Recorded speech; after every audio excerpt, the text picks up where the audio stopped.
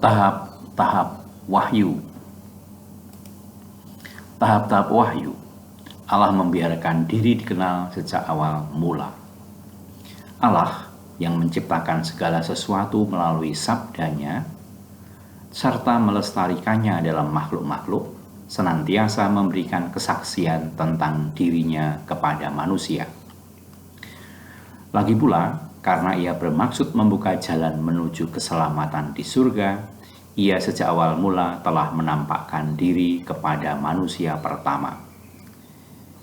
Ia menghimpun mereka dalam suatu persatuan yang erat dengan dirinya, sambil menghiasi mereka dengan rahmat dan keadilan yang gemilang.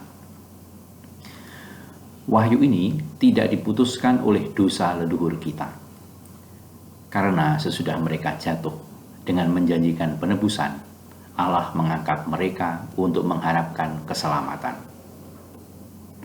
Tiada putus-putusnya ia memelihara umat manusia untuk mengaruniakan hidup kekal kepada semua yang mencari keselamatan dengan bertekun melakukan apa yang baik. Ketika manusia kehilangan persahabatan dengan dikau karena tidak setia, ia tidak kau biarkan merana di bawah kekuasaan maut. Berulang kali engkau menawarkan perjanjian kepada mereka. Demikian dalam doa privasi, Misa Romanum, doa syukur agung keempat, halaman 118. Perjanjian dengan Nuh. Ketika kesatuan umat manusia terpecah belah oleh dosa, Allah coba meluputkan umat manusia sebagian demi sebagian. Dalam perjanjian yang ia lakukan dengan Nuh sesudah air bah, kehendak keselamatan ilahi dinyatakan kepada bangsa-bangsa. Artinya kepada manusia-manusia yang tinggal di negerinya masing-masing dan mempunyai bahasa serta suku-sukunya sendiri. Tata aturan bangsa-bangsa yang banyak yang dipercayakan oleh penyelenggaraan ilahi kepada pengawalan para malaikat adalah sekaligus kosmis, sosial, dan religius. Aturan ini dimaksudkan untuk membendung kesombongan umat manusia yang sudah jatuh, yang bersatu dalam cita-citanya yang jahat, untuk membentuk dirinya menjadi kesatuan seturut model Babel.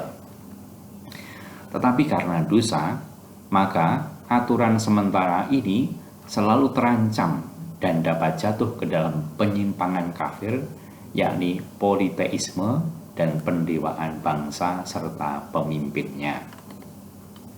Perjanjian dengan Nuh berlaku selama waktu bangsa-bangsa sampai kepada pewartaan Injil di seluruh dunia.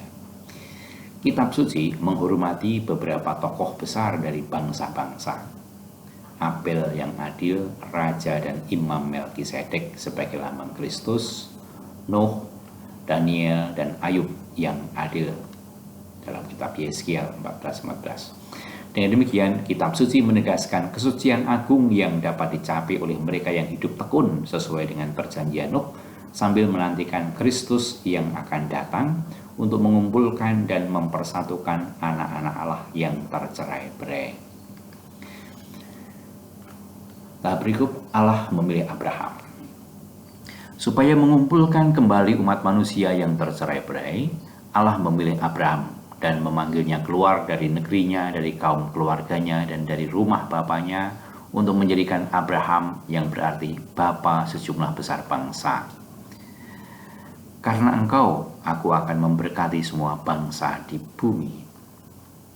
Bangsa yang berasal dari Abraham menjadi pembawa janji yang Allah ikrarkan kepada para bapa bangsa, menjadi bangsa terpilih yang dipanggil dengan maksud mempersiapkan pengumpulan semua anak Allah dalam kesatuan gereja. Bangsa ini menjadi akar pohon yang padanya akan dicangkokkan orang-orang kafir kalau mereka sudah percaya. Para bapa bangsa, para nabi, dan tokoh-tokoh besar yang lain dalam perjanjian lama dari dulu dan terus dihormati dalam semua tradisi liturgi sebagai orang-orang kudus. Kemudian Allah membentuk bangsanya Israel bagi dirinya. Dalam waktu sesudah zaman para bapa, Tuhan menjadikan Israel bangsanya. Ia membebaskannya dari perhambaan di Mesir, mengadakan perjanjian dengannya di Sinai, dan memberi kepadanya hukum Allah-Nya melalui Musa, supaya mengakui dirinya sebagai satu-satunya Allah yang hidup dan benar, sebagai Bapa penyelenggara dan sebagai Hakim yang adil, dan untuk menantikan juru selamat terjanji.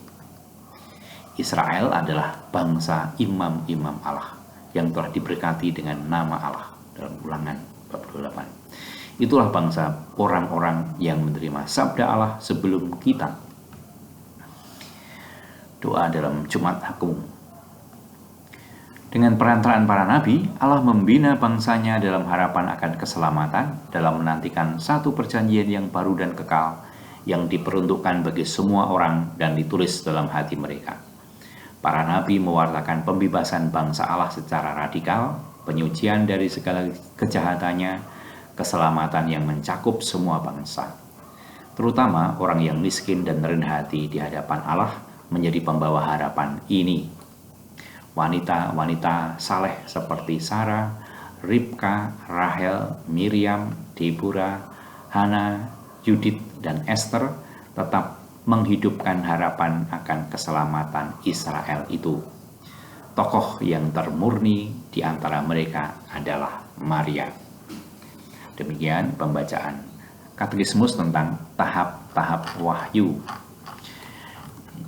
Yang pertama, perjanjian Allah membiarkan diri dikenal sejak awal mula, lalu perjanjian dengan Nuh, lalu memilih Abraham, lalu membentuk bangsa Israel bagi dirinya. Besok kita akan lanjutkan dengan Yesus Kristus, kepenuhan seluruh wahyu. Semoga memberi inspirasi, berkah dalam.